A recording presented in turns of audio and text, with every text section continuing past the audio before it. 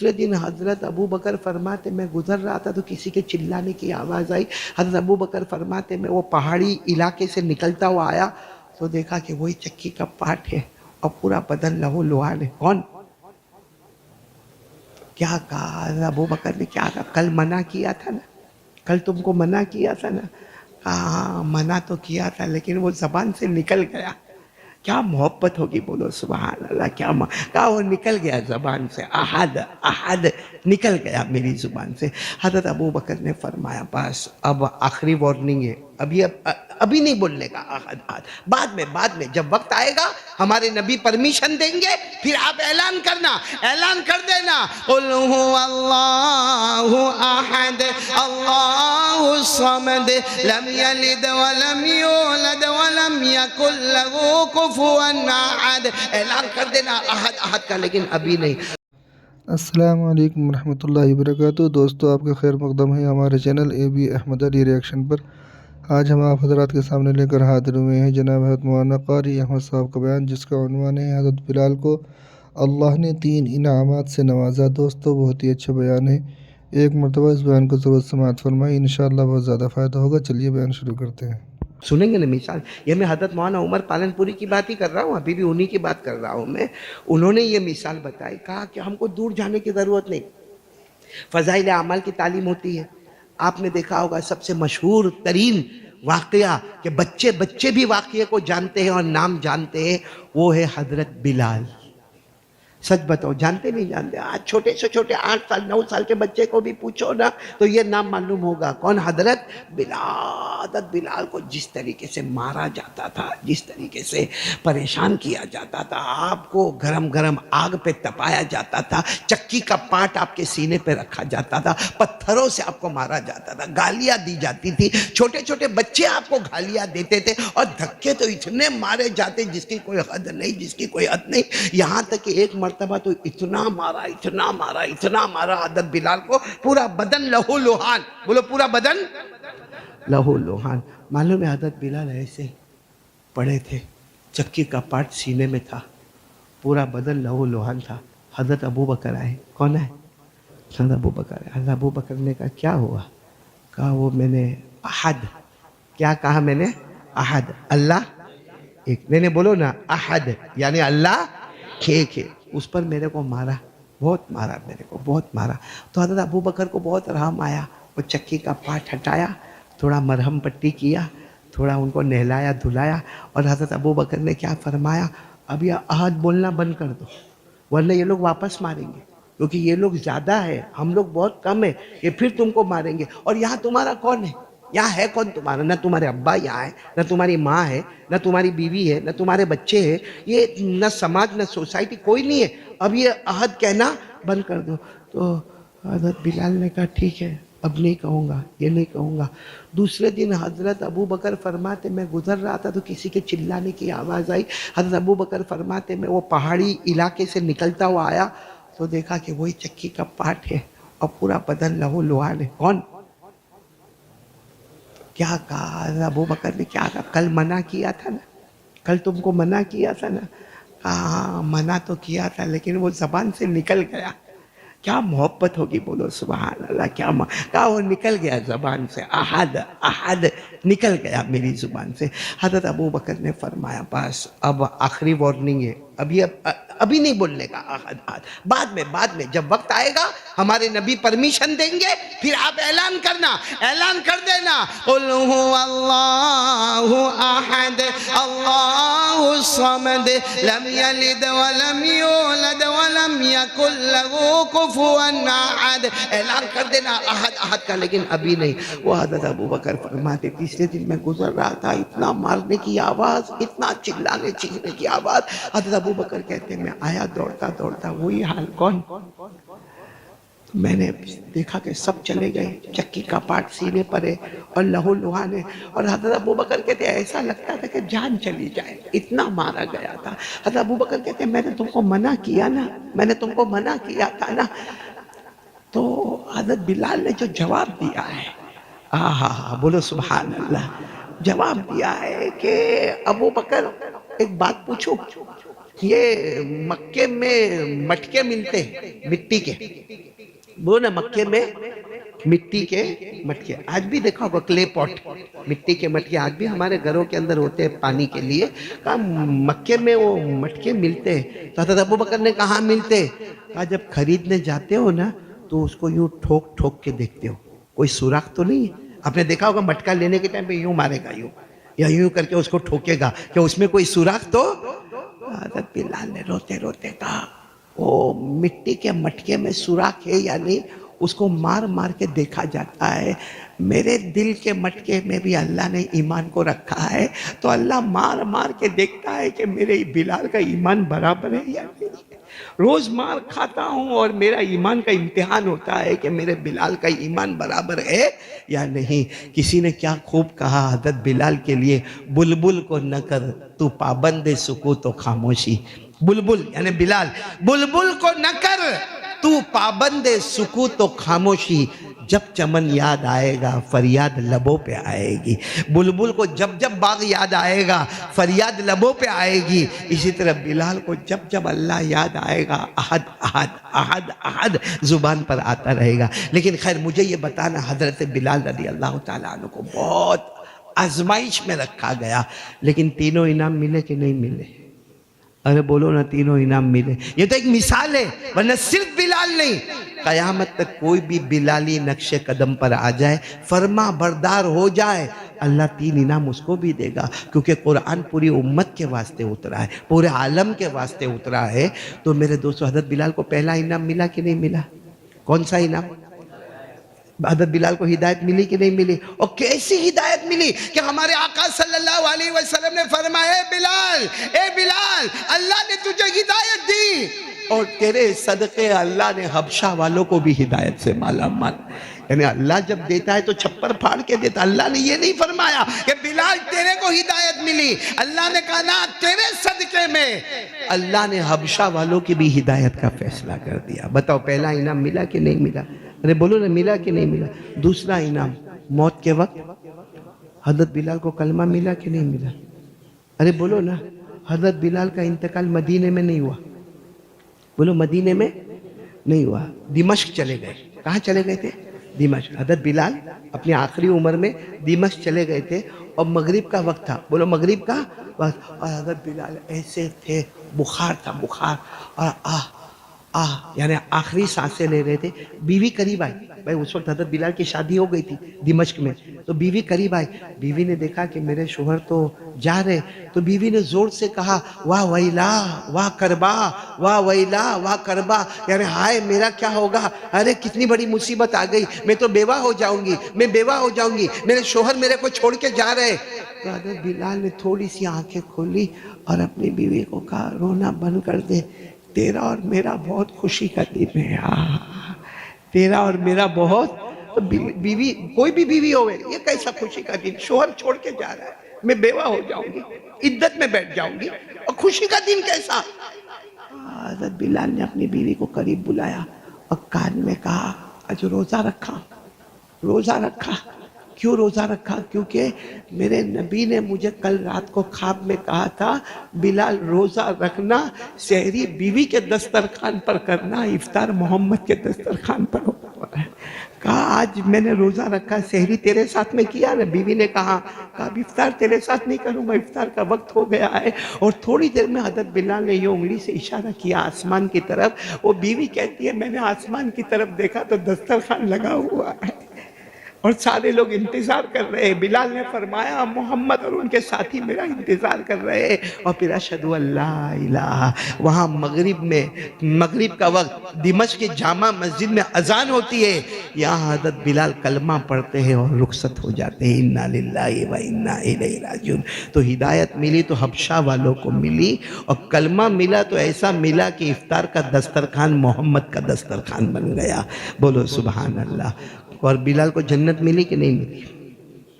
ملی کہ نہیں ملی؟ ایک مرتبہ ہمارے نبی صلی اللہ علیہ وسلم نے کیا فرمایا؟ خود ہمارے نبی نے فرمایا، فجر کی نماز کے بعد ہمارے نبی نے فرمایا، ارے بھائی کسی نے کوئی خواب دیکھا ہو تو بتاؤ.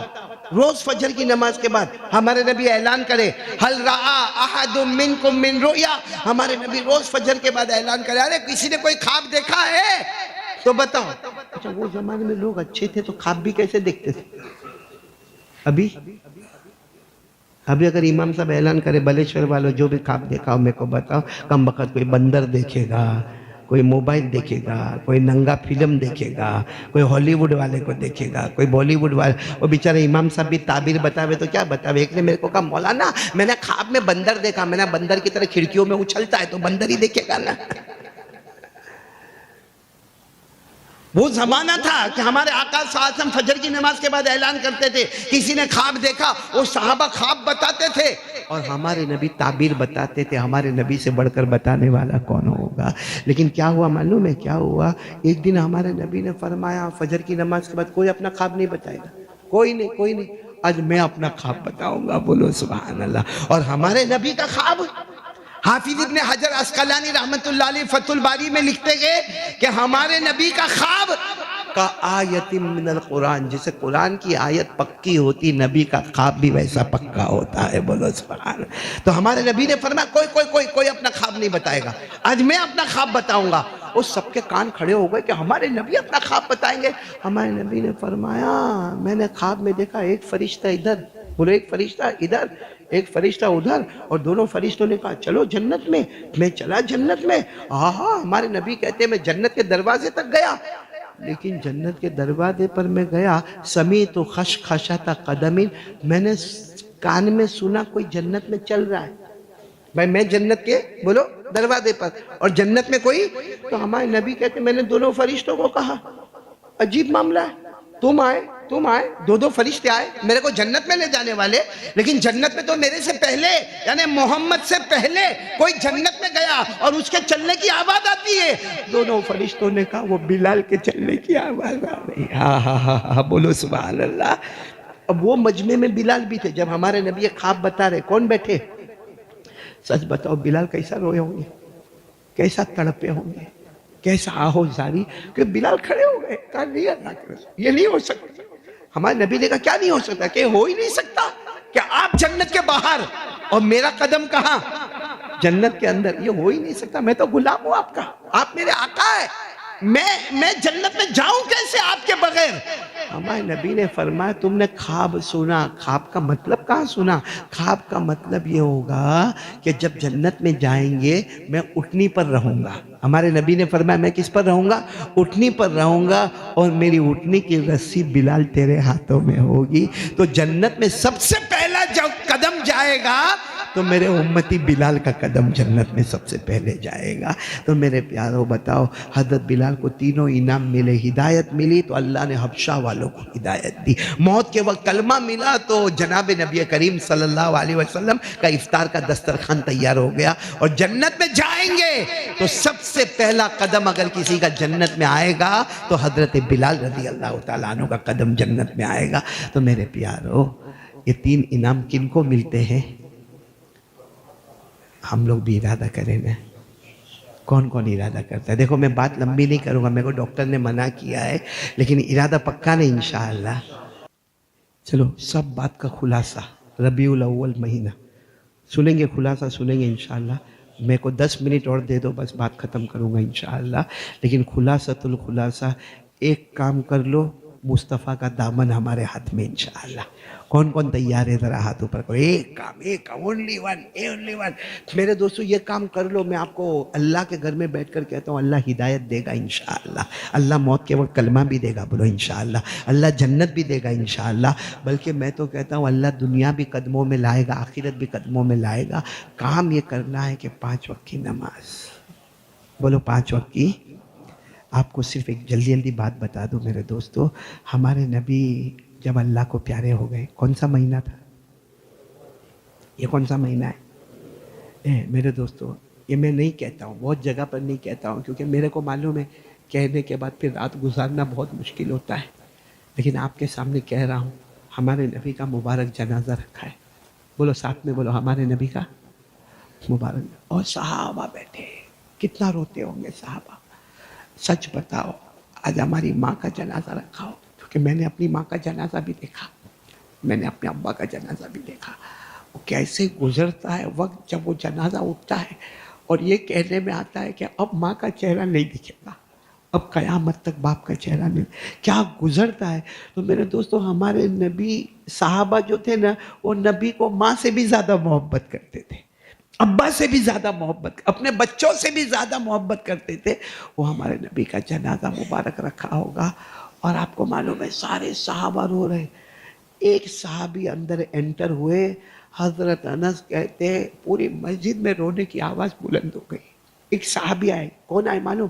حضرت ابو بکر رضی اللہ تعالیٰ، کیونکہ سب کو معلوم تھا کہ ہماری محبت ایک پلے میں ہوگی، ابو بکر کی محبت ایک پلے میں ہوگی، وہ پلہ بھاری ہو جائے گا۔ اور حضرت ابو بکر کس طرح انٹر ہوئے ہوں گے، کیونکہ نبی کا جنازہ رکھا ہوا ہے۔ معلوم ہے حضرت ابو بکر آئے اور سیدھے جو کفن رکھا تھا نا، کفن مبارک، وہ حضرت ابو بکر نے ایسے ہٹایا، بولو ایسے، جیسے ہٹایا حضرت ابو بکر نے ہمارے نبی کو چومنا شروع کر، کبھی پیشانی چومے، کبھی نبی کا گال چومے، کبھی یہ گال چومے۔ اور حضرت ابو بکر رضی اللہ تعالیٰ عنہ نے پہلا جملہ فرمایا، طبت حیا و طبت میتا۔ حضرت ابو بکر نے فرمایا، میرے نبی آپ ہمارے درمیان میں تھے تو بھی کتنے خوبصورت نظر آتے تھے، ابھی بھی آپ کتنے خوبصورت نظر آتے، یعنی آپ تھے ہمارے درمیان میں تو بھی خوبصورت، آپ ہمارے درمیان میں اب جا رہے ہیں تو بھی آپ خوبصورت، طبت حیا و طبت میتا۔ پھر حضرت ابو بکر نے پھر پیشانی کو چوما، کیا وہ وقت ہوگا، گال کو چوما، اور کیا فرمایا معلوم؟ لولا ان موتک کان اختیارا منک لجدنا لموتک بالنفوس۔